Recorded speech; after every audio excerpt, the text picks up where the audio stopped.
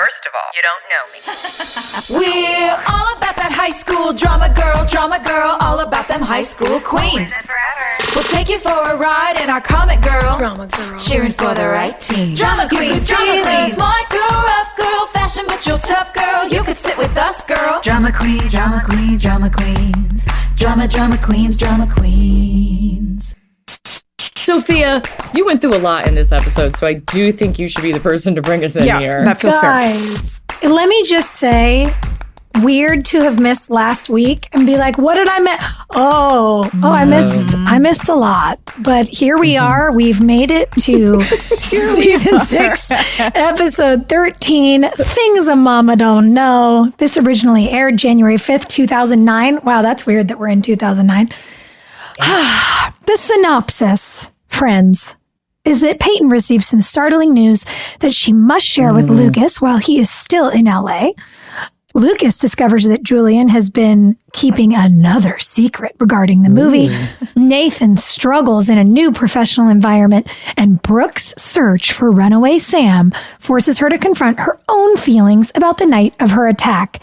And there's lots of ands. Millie moves out of Marvin's apartment. This was directed by our favorite Mike Leone, written by Karen Gist, and we have to talk about it. You were doing a different movie on this episode. Like, what show completely different. were we all making?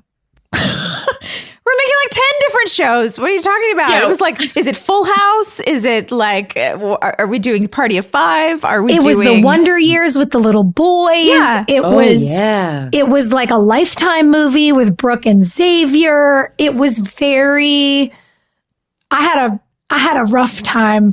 I had that feeling watching this episode, taking notes, where I was like, oh, this is one of those moments that makes me embarrassed about what we do for a living.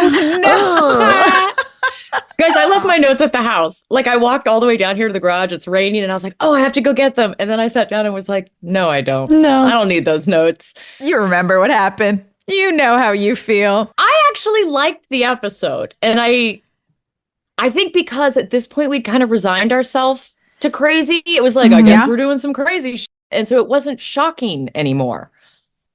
Yeah, we had really jumped the shark by this point. I will say, having not been with you guys for the last one, doing the recap, I was like, oh my God, what's going to happen? And I don't know, maybe I didn't see it coming, but I really had no idea that this is when you were going to tell Lucas you're pregnant. And I loved it. I didn't either. That was a big surprise. Right? Yeah. And you played it so well, Hill, because like, you're so emotional and so hysterical. And I mean that in a good way, like hysterically crying. Yeah, not hysterical like the way that people say that to women that makes me want to poke them in the eyeballs. But you're hysterical. You're hysterical, darling. It made the reveal really, really fun. Yeah. That was a fun day on set because maybe that's why I like this episode, because I remember specifically what I was doing off set. And I had a friend from high school, this guy friend of mine, and we were both just like going through it. And he was like, I'm going to come visit Wilmington. I was like, great. And so he came down for a few days, and he came to set that day that we filmed the Lucas, I'm pregnant scene. Yeah. And this is a person I've known since I was 11 years old. And I didn't know how he was going to react, but I knew he'd be safe with Mike Leone behind the monitor, and like it would be a friendly experience. And we left that day and he was so weirded out. Just like, Hilarie, you just started crying. Like, I've known you forever. It was just so weird to see you like farting around. And then the second they yell action, you're just snot and sweat. And professional like, crier. Baby. And it was fun to have someone there for all this stuff, you know, and have a person from my real world, like touch grass and be like, that's weird. Yeah. Yeah. It was just Peyton was having a great time this episode. She had good news. So everybody else. Yeah. I feel the tables have finally turned. I know. I mean, look, the boys were fantastic, right? How come the boys never have to fight anybody? Why don't the boys have to cry? They fight. But I loved Chad's reaction to the pregnancy news. Yeah. And I loved when Lucas came home at the end. I'm jumping. But I just remember really like being in tune with Chad with the baby stuff because that was new for us and we were pumped about it.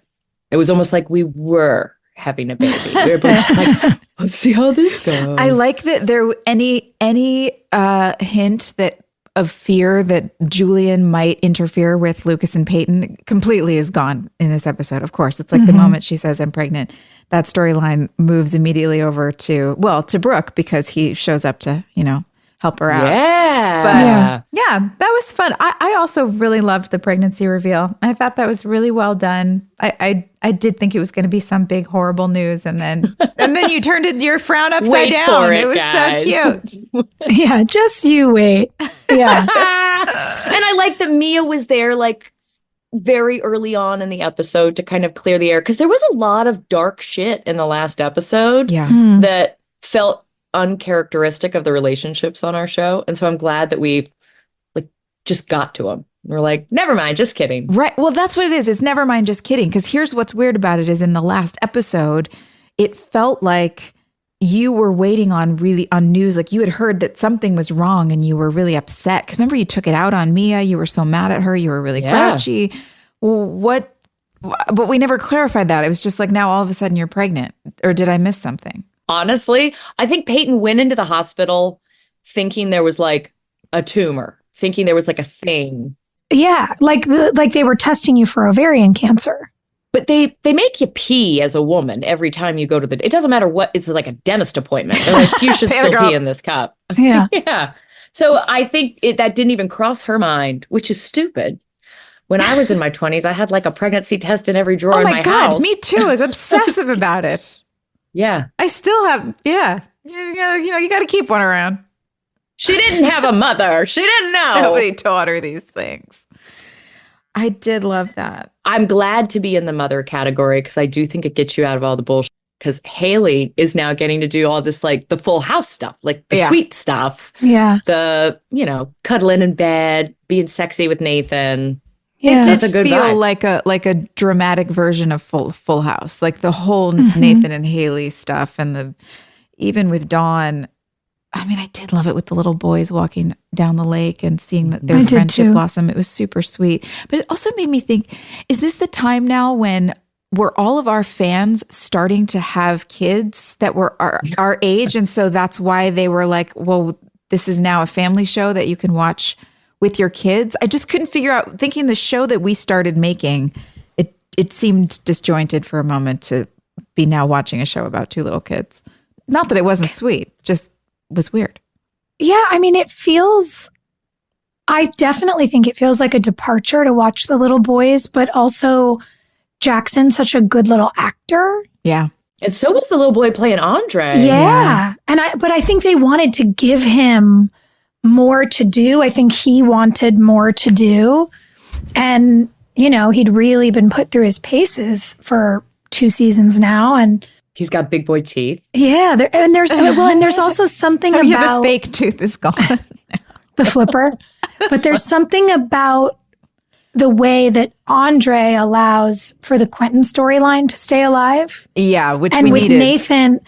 with Nathan wanting to wear number 12 and, everything coming full circle with Brooke's attack and the whole thing, it certainly feels like they leaned into it really hard so they could keep all of that moving. Yeah, I think so. Top of mind. That's what this episode was. It was all full circle. It's like if you go back, you can go back a season, you can go back 5 seasons. Peyton and Lucas are finally together having a baby. You've got Nathan's playing basketball. The dream, again. the basketball dream is finally coming true. Yep. Mm-hmm. Haley's getting back into music. Brooke is taking her power back. Like all those full circle moments are happening in this episode. Yeah. So it felt big. Yeah, Mm-hmm. I agree. Weird, but big. Weird, but big. I was surprised about Julian's dad being the movie producer. Gregory Harrison? Yes. Uh-huh. What an absolute dreamboat he is. We wound up spending so much time together over the years, and he is such a nice man. Mm-hmm. And I mean, my God, does he come in like an 80s villain in this? So just Lex like Luthor. Yeah, like that classically handsome. You're like, does he own the newspaper? Is he going to run for governor? Like, who's this bad man? and that made me giggle too, because it felt so weird watching him and Lucas together. That felt like its own show. I felt like I was watching like Days of Our Lives, and then I felt like I was watching Full House, and then I felt like I was watching a Lifetime movie of the week where like the assaulted woman enacts her revenge. And I was like, what are we doing? Yeah, we should have talked more back then. We should have like done table reads or somebody. Yeah, wouldn't that have been nice? I feel like a table read really could have solved a lot of problems. Table reads would have been nice for us. No way.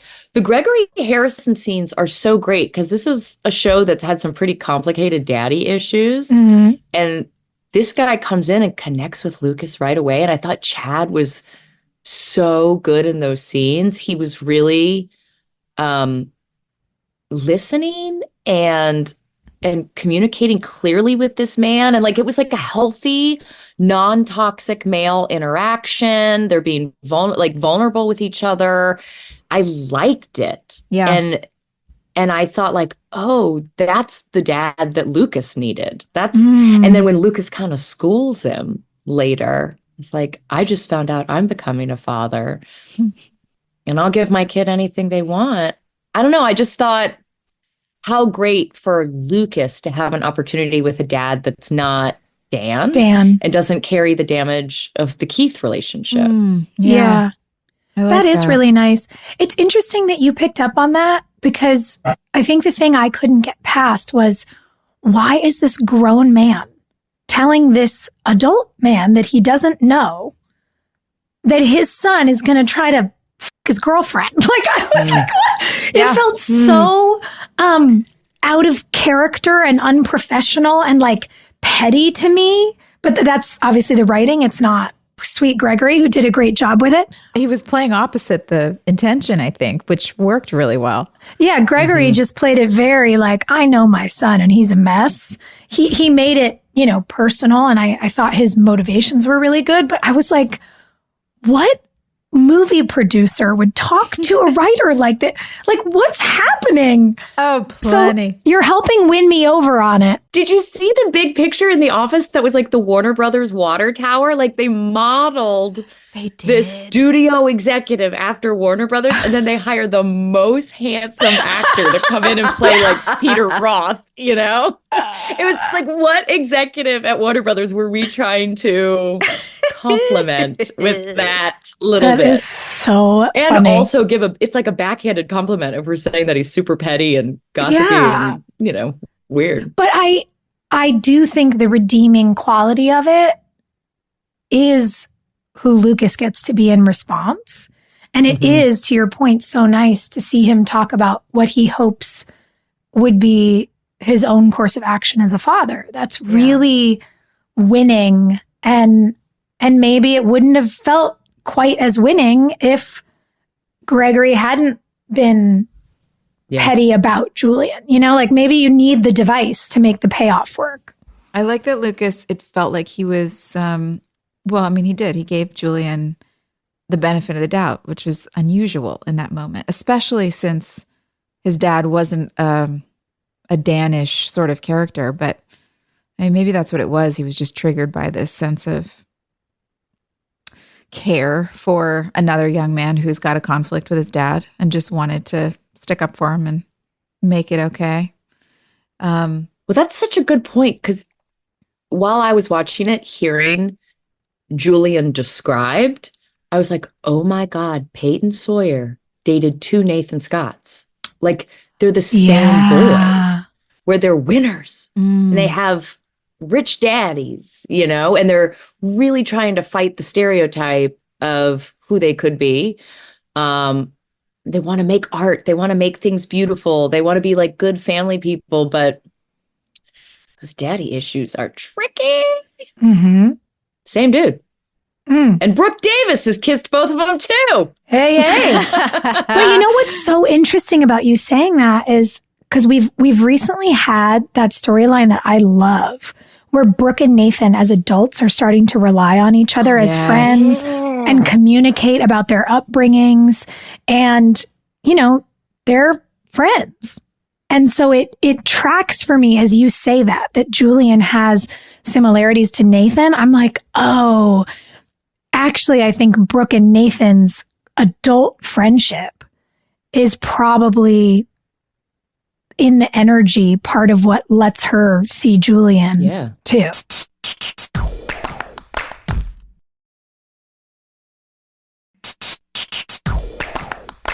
As we're talking about this, I feel like it's ringing bells. Do you guys ever remember people describing Austin as the third Scott brother? Because he's essentially a hybrid of Lucas and Nathan. Oh, yeah. Yeah.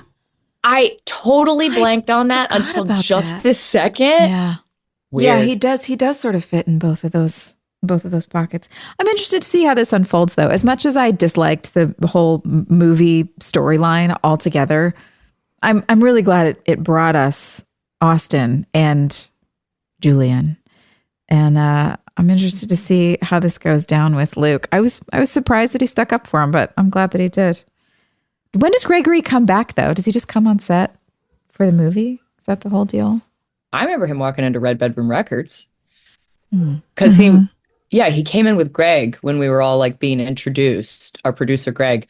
And it was Greg and Greg. That's what it was. Yeah. And he was real like, I liked the energy he put out because he was real like, I'm a family man. I go right home after work. I don't hang out with kids. And I was like, all right, cool guy. Yeah. I dig it. Yeah. He was just really clear about who he was and what his role was there. And it was super professional. And I remember the contrast between what we'd been exposed to and then this new guy coming in, and I really respected it. It was nice that he articulated it so clearly. Yeah. So Julian's back on the movie, and then he's helping Brooke solve her massive problem right now. Well, Brooke seemed to have actually solved it really quite well herself. He's just showed up as a little extra muscle. It was so odd to me, though, why it was blocked that way. Like Austin and Evan just standing in the doorway, like looking around. They're not even pulling out a phone calling the cops. They're like, oh, she's got this handled. I was like, all of this feels weird. It all felt so. Someone told them they were off camera. They were Probably. like, am I wearing shoes? Can you see my feet? Am I on camera? no. I loved Brooke's line, not a ma'am. Let's start with the beginning of Brooke Not going a to ma'am. the cop, trying to find Sam, which is great. I really liked you in this episode. You also like very rarely don't wear makeup in for Brooke. You know, she was always like done up. It was really fun to see you just lean into the whole distraught mom, like not concerned about getting makeup to, you know, also there was so much pressure from the studio to have our hair and our makeup and everything look a certain way that it was nice to be in a point in the seasons where we could just kind of do what we wanted, what was best for the characters. Yeah. So that was kind of fun. But yeah, that was my fave. Not a ma'am. Not a ma'am. Let's just get our priorities straight. Like I'm looking for my adopted daughter who's disappeared, but by the way, not a ma'am. Yeah. Let's not start there. Yeah, I love those little interjections of humor that like she just kind of can't help herself. Those were always really fun for me to play with. The storyline, I don't know, it's weird to watch it back because it just feels so extreme. It is. And watching it just makes me feel so uncomfortable. And it also made me think, like we get to the end of it and they have me repeat his line to him, like, you have a nice night or whatever. Yeah. Weird. And they always did that with us. Like, I think about in later seasons. Button. Yeah, they would always make us like repeat what the bad guy said to us. Like, I remember whenever that was it season 8 when we did the big hurricane episode and like they make Chantel do it. Oh, yeah.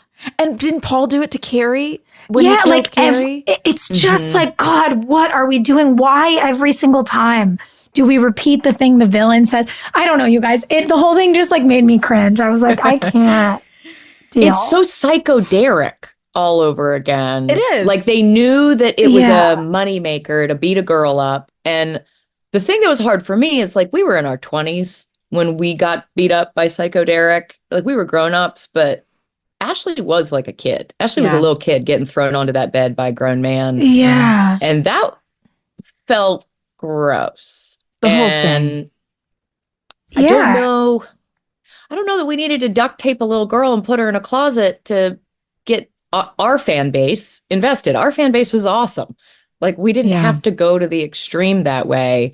And so Brooke is essentially doing the same exact thing she did in the prom episode. Yeah. Where now, instead of Peyton, she's coming in and taking duct tape off of Sam's mouth. And I'm not going to leave you. We're going to do this together. You know, I wonder how those things get past the writer's room. Like, how is there no one that's going, well, maybe the whole room was going, we already did this. And there was, one person that was determined to make it happen. But I don't understand why we had to go to the absurd extreme again.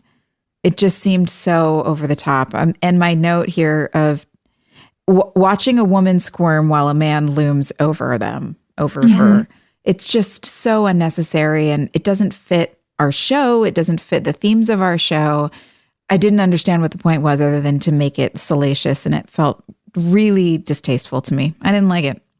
Yeah, and just a lot of it felt like it leaned in a way that was just so uncomfortable. The way he was directed to throw her around, the really sexual tone of the conversation, like with me going, do you think they're having sex? And like, speaking of mouths, yours is nice. The like, mouth what? comment. Gross. It was just like, I don't know. I just was like, what?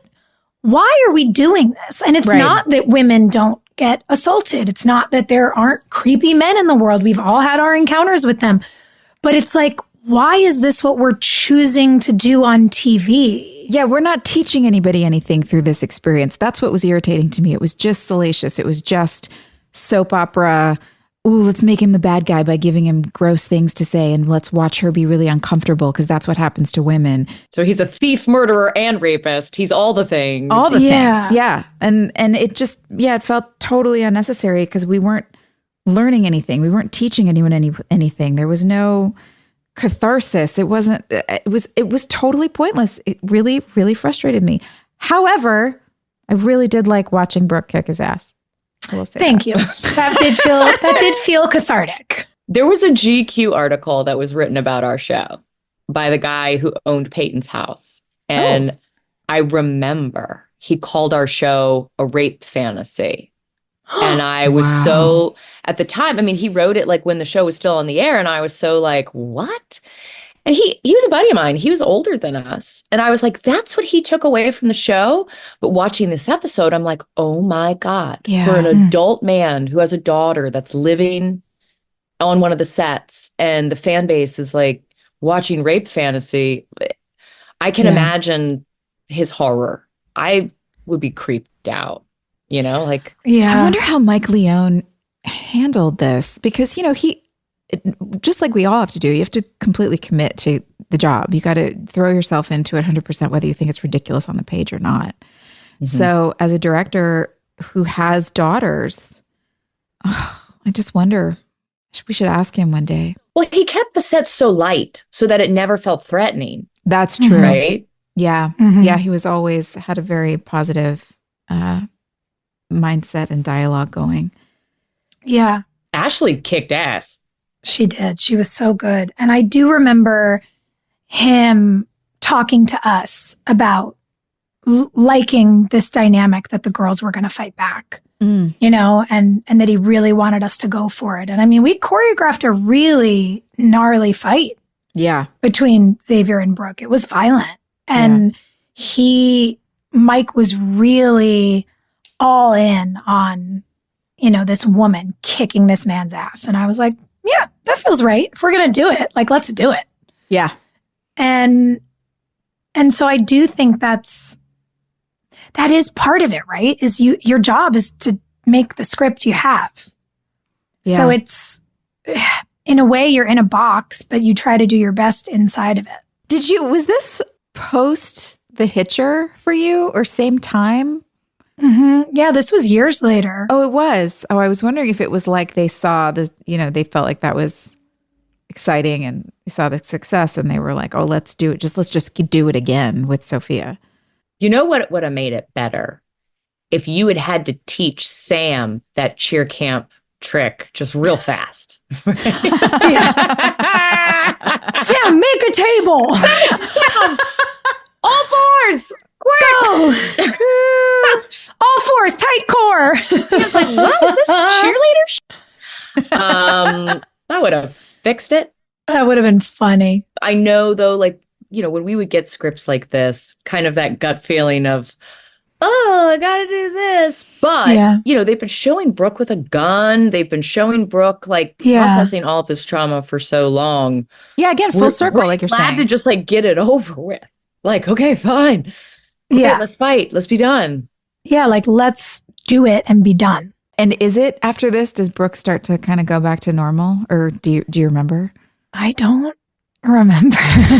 Well, we know she put her head on Julian's chest right she there. Sure did. She just crumpled right in. Oh, it was like Speed, where they kiss at the end, because it's just been such an extreme day. Kiss me. Make this day better. I've got to put my feelings somewhere. Yeah, in your mouth. Oh, God. Ew, gross. It's also so funny because, and I know we've talked about this, but obviously we had really tall boys on our show. Yeah. And so we were always in heels, but because we'd been doing stunts, I was in Converse. So me leaning into Austin's chest, it's like my forehead goes into his sternum. It's the least sexy embrace. It just looks like a kid sister being like, okay. No, I thought it looked cute. It looked cute. And then he gives you a little pat, a little pat. Yeah. There. It's okay, honey. No, it kept it nice and platonic, but also a little spicy. What's going on here? Yeah, it was cute. Yeah. It wasn't as cute as chasing Mia, though. No, that was cutie. Super cute. Fun to see that starting. How is she only 18? Wait, is that what we figured out? That's what she says it. Oh, when she's teaching him to make Long Island iced teas, he's like, do you want my job? And she says, I can't. I'm only 18. Oh, that's right. And I was like, excuse? But I guess we're all only 22. So I guess that's true. It seems like we're so much older for all the problems we're dealing with. It is so insane. Oh, I don't remember us driving around in the car. I don't remember chasing me a meeting. Oh my God. I think the element of surprise for me watching this was great because I was somewhere else. There was a lot I didn't remember, but I wish I could remember why anyone convinced us that it was a sellable thing to do, to stop the car, just in the road, shoot the scene, and then keep driving. Yeah. I was like, they couldn't have just put us on a process trailer? No, because we were already at Quentin's house. They're like, not only are the girls going to stop, they're going to stop at Quentin's house. Right. We must have been behind. It had to have been behind on the day. They just had to get it done. It was really terrible. I was embarrassed. I was like, we did it. We did our jobs, but why? Yeah, there's no traffic. It's a residential neighborhood. Yeah, we're just stopped. I just need to say this here and then I can keep driving. But you literally say to me, you go, you're driving, Brooke, and we're stopped in the middle of the street. Yeah. To be fair, I did think from peripherally, that it was you guys were at a stoplight for a second. Do you think maybe they were trying to make it look like that? I mean, I wasn't watching it the way that you were because you were there, so you remember. Every single thing just gave me the ick. I was like, oh God, I'm embarrassed. No, you were just looking so hard. By the way, just so every woman out there knows, that bullshit about having to wait 48 hours when someone's missing, I believed that for years until I started doing It Couldn't Happen Here and met with law enforcement. And they're like, oh no, that's just total bullshit. That's just what we tell people so that, we're only dealing with real serious stuff. And so if you have someone who is missing, make them try to show you the code because it's not real. It's not real. Whoa. No, if there is a child or a woman or anyone that is missing, just push hard Yeah. Because when that cop was all like, ladies, she's a runaway. She's also an at-risk juvenile. Wow. Get her. Yeah, it was crazy.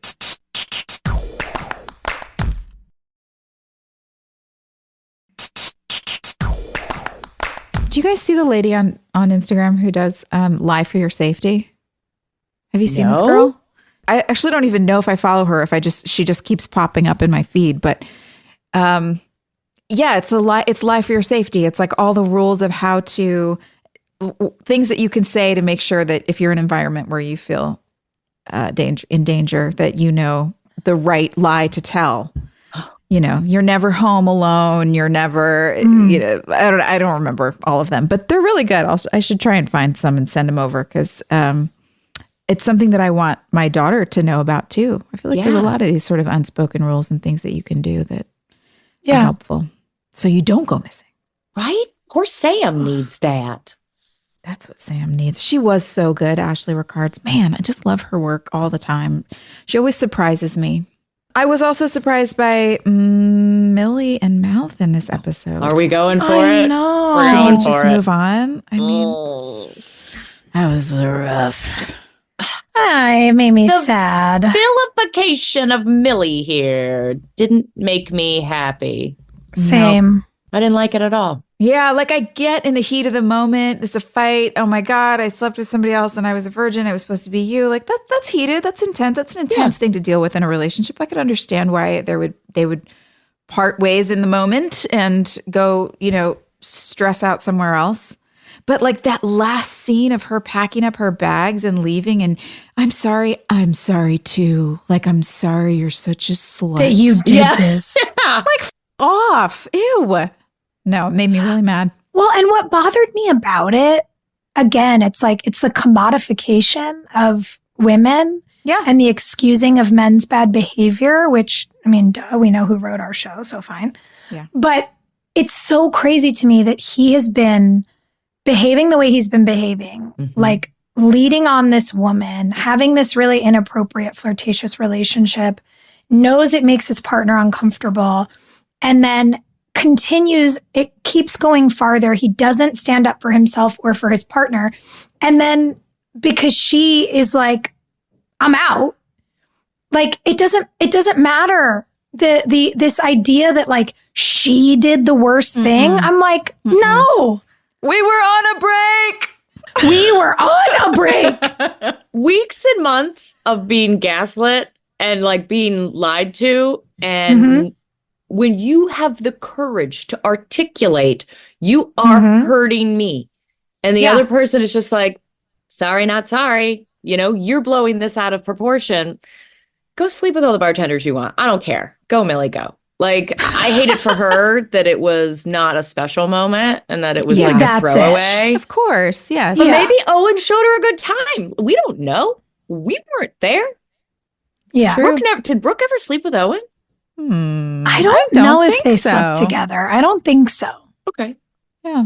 Look at this little do-si-do. Now Millie's shacking up with Owen and Brooke is making googly eyes at Julian. And listen.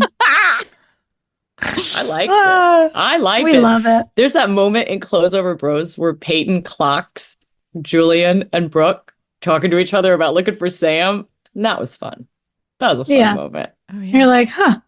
You guys get a free pass. You're good. Yeah. Enjoy yourselves. We have to talk about Nathan. Leather varsity jacket. So good. I love it. Why doesn't he wear that every day? I don't know. Oh. Yeah, I love it. I love seeing him. I like that I'm so glad they're keeping basketball alive on the show because I was getting to, I mean, slam ball was great too, but yeah, we definitely need to continue that. I mean, I'm not surprised he made the B League. I knew he would, only because I suspected it, not because I remembered. But that was fun.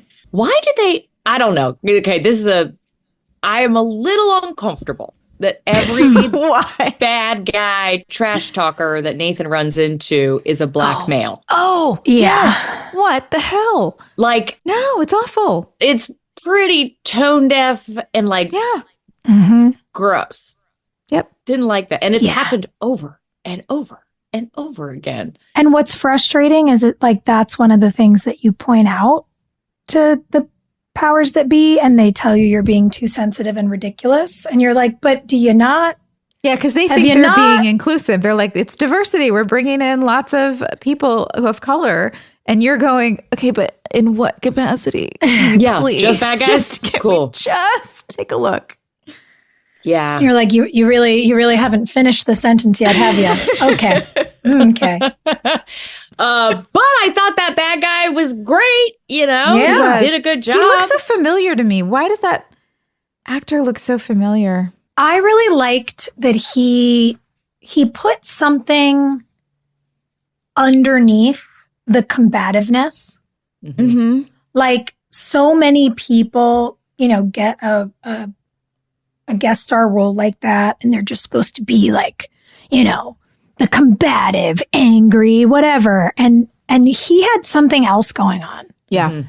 Yeah, he made it real and relatable. You could feel the pressure and the goals. And it was I thought it was a really beautiful performance that did more with that role than what was on the page. Mm-hmm. And I wish we could ask Mike Leone about it. Like, knowing our show so well. And for our friends at home, Mike Leone, who directed this episode, was our script supervisor on the show. So, there's literally no one who knows our scripts better. Yeah. And I'd be so curious to know how he would think about, how to direct people because of that. Because these are grown-ass men tearing each other's pictures up. Like, that's... Yeah, that was absurd. That was so dumb. I wrote that down in my notes. I was like, what adult men are ripping up each other's family photos? Like, what are we doing? But not the kid. Like, he wouldn't touch the kid, but the wife and the whole family, that's up for grabs. That was so strange. Yeah. I don't know. Do guys do this in sports because they're don't like, understand you're sports. gonna... Like, you guys, we are talking about an episode in which grown men ripped up each other's family photos and I pistol whipped someone. What is happening? Yeah. What is happening? Like, what is happening? And the thing is, though, when you go to a restaurant and they put all this shit together that shouldn't go together, like eggs on a donut on a pizza, and you taste it and you're like, all right. Yeah. No, I love it. Yeah. That's what our show is at this point. Is just eggs on a donut on a pizza and the salt and sugar mixed together. And you're like, fine. Yeah, fine. Whatever. Just it's all going to the same place. It's fine. You're like, looking at it makes me feel a little sick, but it is delicious. Okay, so this is BJ Britt. He was in Vampire Suck, Agents of S.H.I.E.L.D. and Peaceful Warrior. Maybe S.H.I.E.L.D. is what I don't know, but he was really good. I was glad to see what you said, Sophia, as well, that there was something underneath it, and it made me want to see more of him. Me too. Yeah. Like, I wonder, are they going to become friends? Because that would be cool. I hope so. Is it that sense of healthy competition where he knows they're going to be trash talking him from the other team on the court, so they sort of give it to each other in practice so that they're used to it and build up their immunity? I'm not sporty either. I don't really know. I love the immunity to the trash talk. Immunity to trash talk. We're going to go put on little shorts and a jock strap. And we're going to say nasty things to each other. Like, this is why my child does theater. Go on now. Talk about your feelings. Do that. Well, the toxic team mentality is not good for anyone. Yeah. But this coach has been in so many episodes, and all I ever hear is him called Coach. And I'm like, what is this character's name? It's making me nuts. Yeah, who is he? Because he's a good actor. The blonde guy? Yeah. How come Brooke didn't kiss him? How come, I don't know. I didn't kiss the hot doctor. I didn't kiss the cute coach. What are we doing? I'm still mad about the doctor. Doctor. It was a real missed opportunity. We have a fun quote from Jackson. Was it Jackson? Sometimes people have to cry out all the tears to make room for a heart full of smiles. Oh, I'm sentimental. I thought that was really sweet. Yeah, the little kids processing grief together really, it just cuts to the quick of the issue in a very interesting way. And I know it's strange to kind of watch those Wonder Years scenes, but I liked it for what you saw Jackson process, for the way that it kept Quentin top of mind for Nathan, and then for what it offered to Dawn.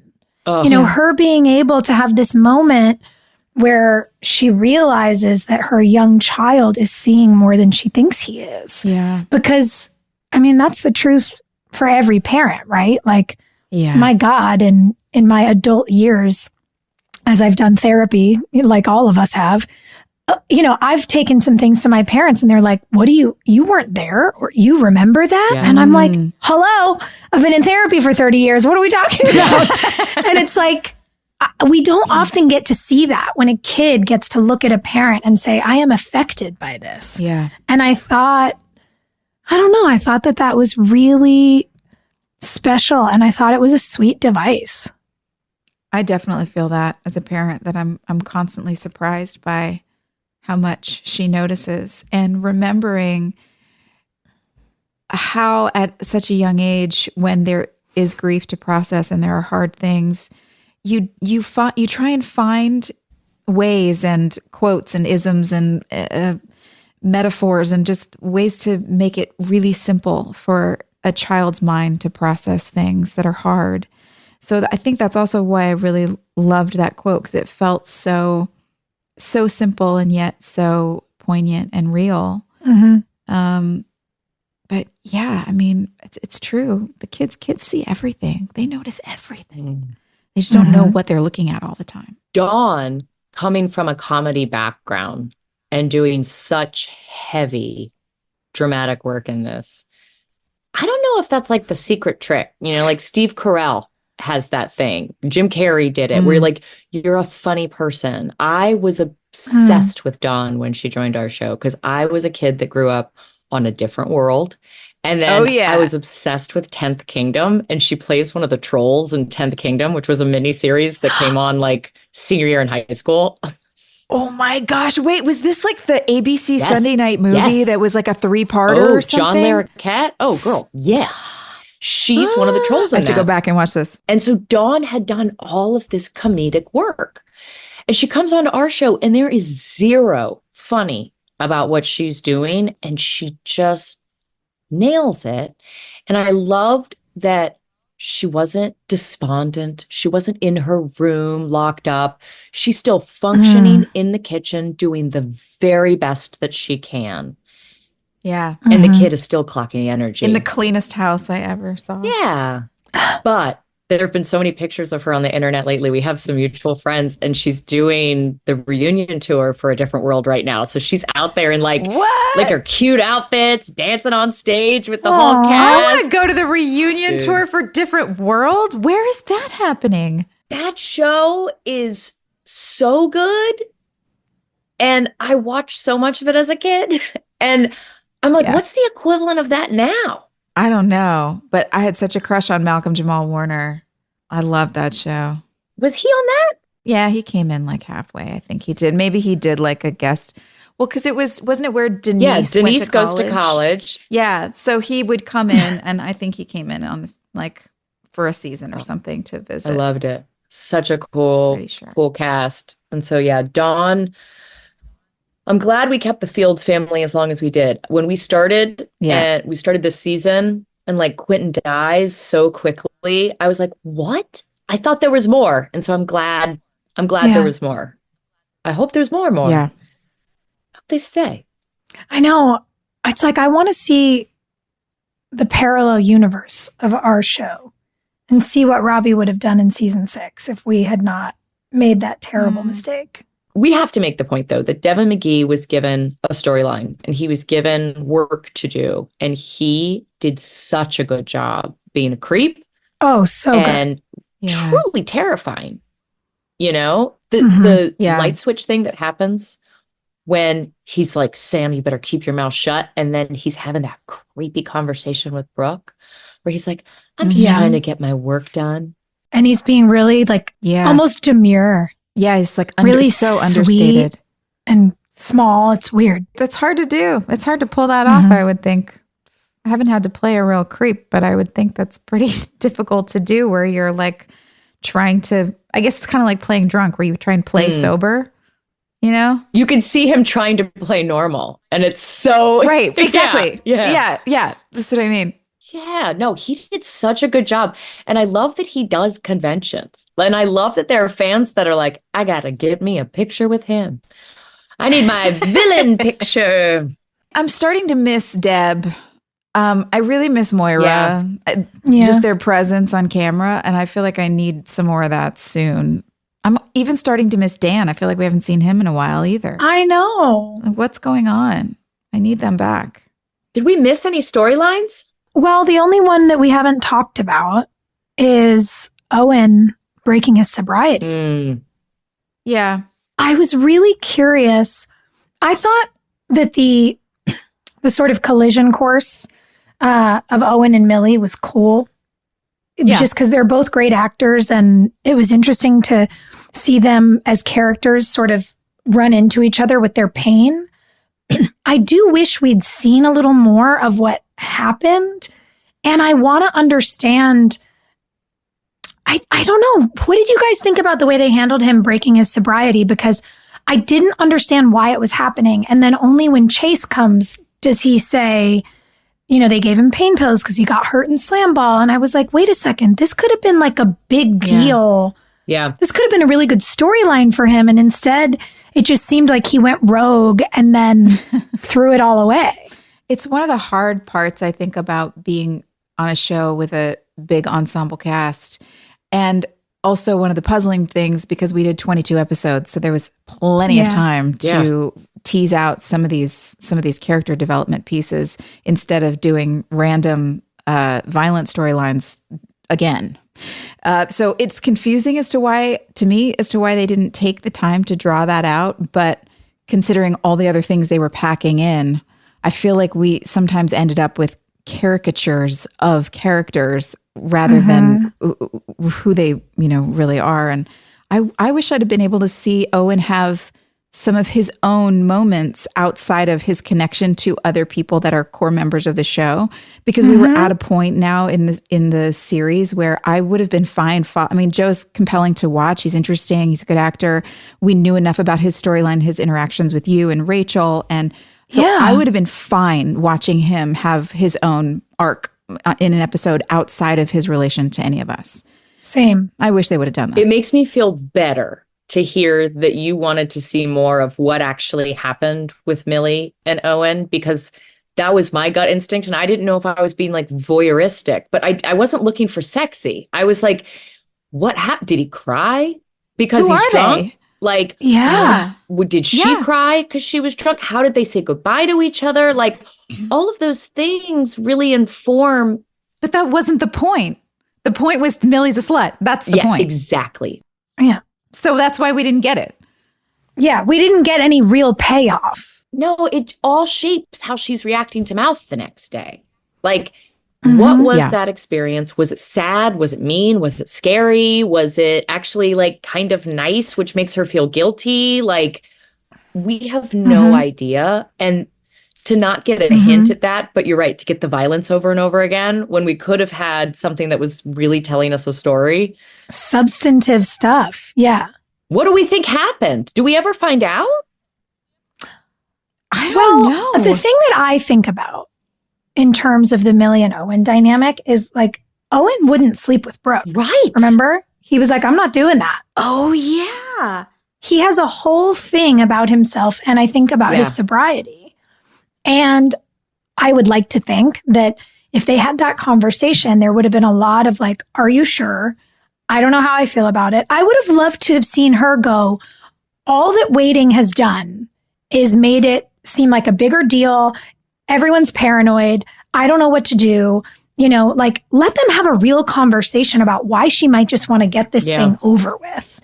And let him ask her questions. Let them make a decision. Like, it's not something I think he would be flippant about, given what we know about him as a character. And I actually think it would have been such a cool dynamic to see two grown adults have a conversation and like make a decision. And was it then funny and awkward? Like, did they have kind of a good time? Was she then like, well, it wasn't terrible, but it wasn't with someone I'm in love with. Like, how do I process that? I would have liked to have seen real exploration of intimacy and the way we make our decisions. Yeah. We got it with Mouth. Mouth got to have those conversations with like Shelley and with Rachel, you know, like he got to have these, let's talk it out. Let's think about it with Erica Marsh. Mm-hmm. Talk about these feelings. Poor Millie is just no, Thrown to the she goes from wolves. being the angel to the whores so fast. Girl, It's terrible. It's such a bad cliche. Bad look. What a bad look, guys. I liked it when she got her duffel bag and got the out. I was like, yeah, girl, you're going to go live on your own. Yeah. You're going to do some things. Oh, I mean bad look on the writing. But yes, I was down for Millie.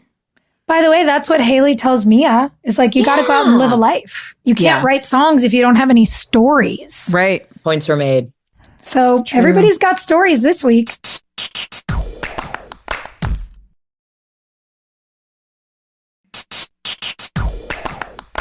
Speaking of making stories, we have a question from Kate. Can you speak to how you direct an episode that you act in as well?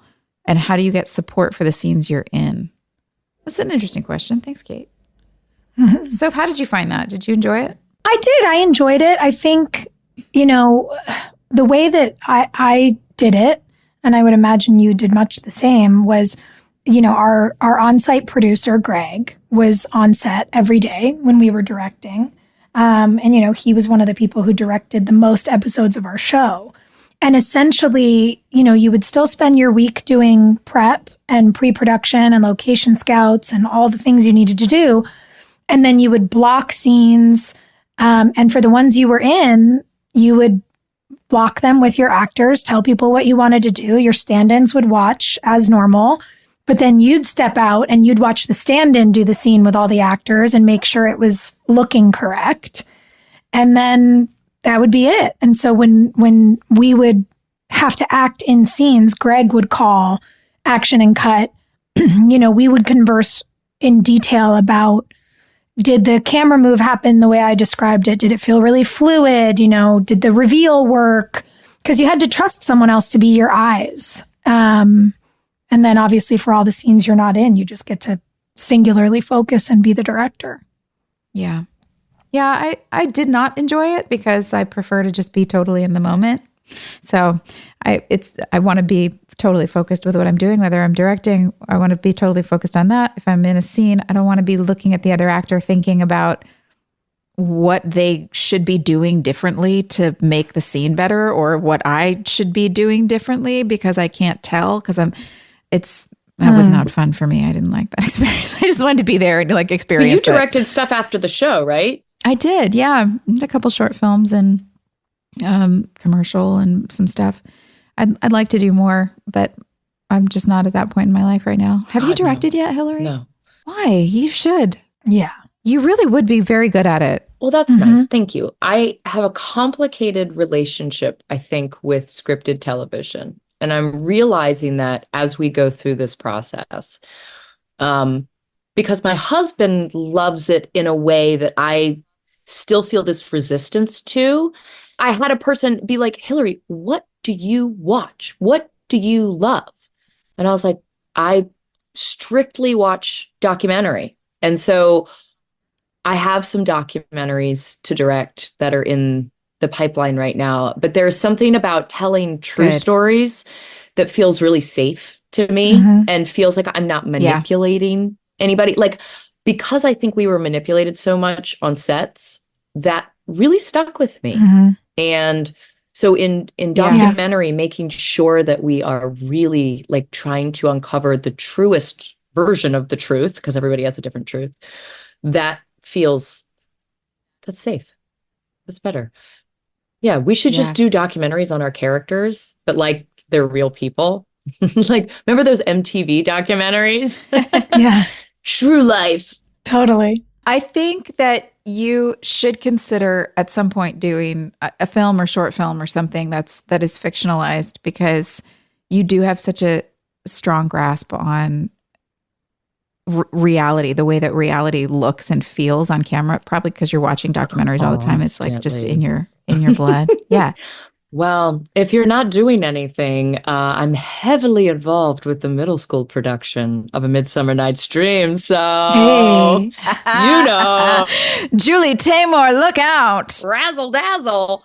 Yeah, it's weird how we all were groomed to do the same job as kids and how that changes. Everybody takes that one ball of clay and they turn it into different stuff as we grow up. And that's cool, you know? Yeah. And directing yourself sounds like a nightmare. It's Awful. Awful. Oh, Kate, why'd you bring it up? Hey, so what is our honorable mention? Like, what did we love? Because for all of the stuff that we're like, this is weird, this is weird, this is weird, I did really like this episode. You did. I liked Dawn. I thought she was great. I would give my honorable mention to her. Or BJ Britt, actually. There was something really cool about him. He made me want to come back for more of him. So anytime somebody makes me want to come back for more, I'm in. I'd give my honorable mention to you, Hill. That reveal in the beginning that it's not cancer, it's a baby. I loved it. I loved it. That's good. You know, we all have Peyton is sad trauma, and I was so, it was so happy. And then you were just bumbling and overjoyed, and I loved it. I was like, yeah, I needed that. I needed a misdirect from fear to happiness. Well, guess what, guys? The pendulum's going to swing back in the other direction, and you guys are going to be all happy, perky, everything's great, and Peyton's going to be like, doom. So we had our break. This is the top of the mountain. I really like these little kids talking to each other. The only other time we've had real little kid action is when we had little Dan and little Keith hanging out in the tree being... It was creepy. In the graveyard. No, this was earnest. This was loving. Our fan base had all become parents. They were like, yeah. And I liked that it meant it's a break from the sexy. It's a break from the violence. It meant that the powers that be were saying this softer dynamic is valuable. And I hope it grows. Yeah, that was nice. Even though they were afraid of it, so they had to put it in an episode with lots of ridiculous violence. God, can you imagine the little boy that plays Quentin's little brother, Andre? And he's like, classmates, I'm in this episode of One Tree Hill. You should watch it. And everyone in the second grade at his school is watching Brooke pistol whip someone. It's not. The elementary school watch party. We have to spin a wheel. We do. We have to spin the wheel. All right. Da-da-da-da-da-da. What if we just say whatever it is? We don't know what it is yet, but whatever it is, it's Millie. Okay. It's Perfect. Most likely to be a contestant on Jeopardy. That is Millie. 100,000% Millie. Yeah. And maybe Lisa in real life too. Honestly, she deserves yes. the flowers this episode. Poor Millie. We still believe in you. We don't think you're a slut. Yeah. We've done worse. Sweet angel. No, not at all. Although, Soph, actually, you really should be on. Have you done a Celebrity Jeopardy or anything yet? No. Come on. You No, gotta thank do you. it. I would pay money to see that. Front row. I would be right there. Not No, for you me. could do it. You'd kill it. You'd be amazing. Next episode, season 6, episode 14. A hand to take hold of the scene. That's a weird one. All right, folks. We'll see you next week. Hey, thanks for listening. Don't forget to leave us a review. You can also follow us on Instagram at Drama Queens OTH. Or email us at dramaqueens@iheartradio.com. See you next time. We're all about that high school drama girl, all about them high school queens. We'll take you for a ride in our comic girl, cheering for the right team. Drama queens, smart girl, rough girl, fashion but you're tough girl. You could sit with us, girl. Drama queens, drama queens, drama queens, drama queens, drama queens.